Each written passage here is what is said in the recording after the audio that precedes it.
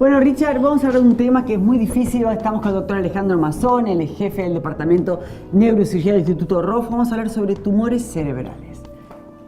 ¿Qué tal, Doc? ¿Qué tal? Buenos días. Un gusto. Bueno, ¿qué es en realidad un tumor cerebral? Bueno, en principio, para definir de manera genérica, un tumor cerebral es aquel que se origina en el sistema nervioso central. Puede ser el cerebro o puede ser la médula espinal. Esos son los que se denominan tumores primarios del sistema nervioso central.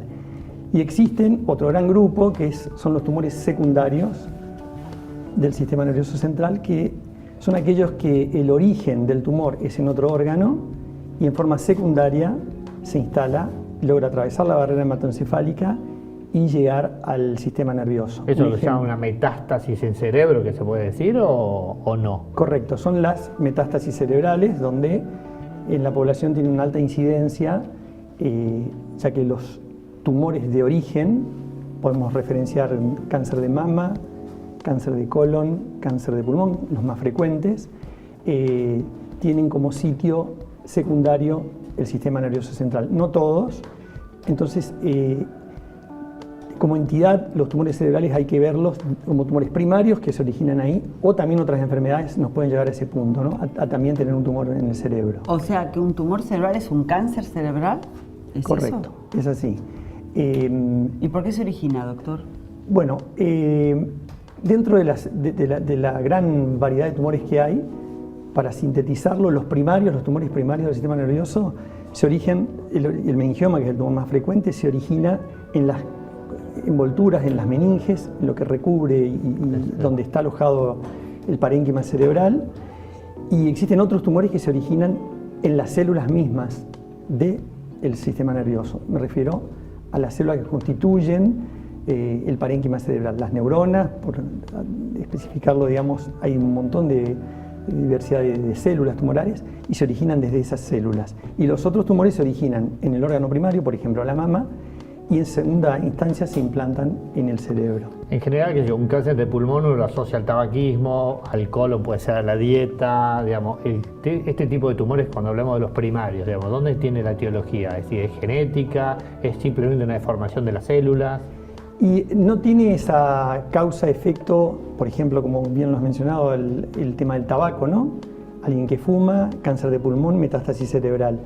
El tumor del sistema nervioso no tiene ese antecedente previo que condicione el cáncer, el tumor. Pero igualmente los neurocirujanos y la neurooncología, que es como se maneja esto hoy en día en los centros de oncología, el Instituto Rofo donde yo trabajo, son abordajes interdisciplinarios. O sea, el oncólogo que ve el cáncer de colon sabe que si un paciente tiene un signo o síntoma neurológico, tiene que tener, digamos, tiene la alerta para pensar en una posibilidad de una lesión en forma secundaria, ¿no? Y hoy, bueno, hay grandes avances en lo que es todo lo que tiene que ver con las imágenes, con los diagnósticos, que hacen, lo importante es entre todos trabajar para rápidamente llegar a un diagnóstico y buscar el mejor tratamiento, ¿no? A futuro, ¿no? Por los pacientes, porque hay tumores que se curan, hay otros que no se curan, pero se tratan. Y bueno, siempre el objetivo es buscar el mejor camino para el paciente, ¿no? En el diagnóstico y en el tratamiento, que hoy hay una diversidad de tratamientos nuevos también, ¿no? Entonces, nosotros identificamos que hay algo diferente en nuestra cabeza, ¿no? Es así. Puede ser que nos duele la cabeza, puede ser que tengamos pensamientos rumiantes recurrentes sobre que algo nos está pasando en la cabeza, una persona que la vemos muy como abombada, tareada, le puede surgir esto, la gente que tiene dolor de cabeza, que está preocupada. Así, ¿cuál podría ser el síntoma que sí, está en claro, la persona? Los más frecuentes, común, ¿no? Claro, para entender, los más frecuentes, digamos, desde el punto de vista estadístico, es el déficit neurológico. Lo que pasa es que el sistema nervioso es muy complejo y una lesión a nivel del sistema nervioso central, por ejemplo en el lóbulo frontal, da muy pocos síntomas.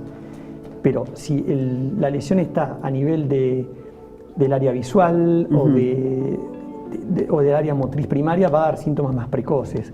Lo que básicamente hay que tener en cuenta son los dolores de cabeza, ¿no? Las cefaleas, sobre todo que sean persistentes y que sean evolutivas. No es el tumor cerebral lo más frecuente, ¿no? Está la migraña, hay muchísimas causas. Sí. Por eso, pero lo importante es consultar al médico ante signos o síntomas que uno tiene porque el médico va a saber contextualizar la situación. No es lo mismo el dolor de cabeza en un paciente que no tiene ningún antecedente oncológico que un paciente que tiene, por ejemplo, un cáncer de colon. Tiene otra implicancia y tiene otro camino, otro algoritmo de estudios. Y dentro de lo que es la parte más compleja, por ejemplo, las convulsiones. Paciente que tiene cefaleas, que cada vez tienen más cefaleas, que se agregan vómitos, y si tiene una convulsión hay que hacer un estudio de imágenes del sistema nervioso. ¿Y este tipo, digamos, cuando da síntomas, ya está en un grado avanzado o en general pueden ser pequeños tumores que todavía se pueden tomar a tiempo que den algún síntoma? Y digamos, no es tan matemático eso, claro, porque hay tumores como los meningiomas que crecen muy lentos durante muchos años y después es la última gota que rebalsa el vaso, porque el tumor crece 1 milímetro por año, pero después de tantos años de crecer ya no hay más lugar, obviamente el cráneo es inextensible, y el paciente rápidamente empieza con signos y síntomas en corto plazo, ¿no? Claro, tiene problemas de movilidad. Y entonces ahí vemos problemas en la comunicación, claro, problemas de lenguaje, que el paciente refiere que está comiendo y se le cae siempre, no puede agarrar bien el tenedor, o cuando afecta lo que es la vía visual, también, claro. Pacientes que manejan y refieren al doctor, y no ven siempre me choco del lado derecho, claro, y bueno, inclusive en el manejar, ¿no? Porque hay un trastorno del campo visual, sin ser que es la vía completa visual que está afectada, pero empieza a cerrarse la cambimetría. Claro, exacto, se empieza a hacer la capacidad de visibilidad. Visión lateral. Entonces también son signos y síntomas por ahí más difíciles de interpretar y por ahí llevan más tiempo. Pero bueno, la gente lo percibe después del tiempo, ¿no? Hace meses, hace años o hace 15 días que empezó con los signos y los síntomas. Y una vez que está identificado, ustedes operan, después se hace quimioterapia. ¿Cuál es el proceso? Primero es la parte de diagnóstico, ¿no? Las resonancias, que hoy en día los equipos son muy completos y permiten definir con alta precisión dónde está ubicado el tumor, independientemente de si es primario o es una metástasis. Y después en el abordaje interdisciplinario se define cuál es el mejor tratamiento. Porque hoy en día, digamos, el primer escalón es la cirugía, por lo menos hay que hacer una biopsia para saber qué es el diagnóstico, ¿no? Porque por ahí puede parecer una cosa pero es otra y el futuro es distinto. En segundo lugar, luego del tratamiento, hay que planificarlo en base al resultado con los oncólogos, y ahí sí existe lo que es la oncología en general, la quimioterapia, la radioterapia, y hoy existen, bueno, el Instituto Roffo eso se está desarrollando, porque en el mundo se desarrolla la inmunoterapia, o sea, tratamientos mucho más específicos que están apuntados a los blancos moleculares, que son los sitios donde hay anomalías genéticas en las células, que lo que busca la biología molecular es identificarlos, neutralizarlos y así bloquear la velocidad, ¿no? del crecimiento, ¿no? De la enfermedad y de la diseminación, ¿no? Perfecto. Bueno, Muchas gracias, doctor. doctor. Bueno, un gusto. ¿Volvemos? Gracias a ustedes. Bueno, volvemos.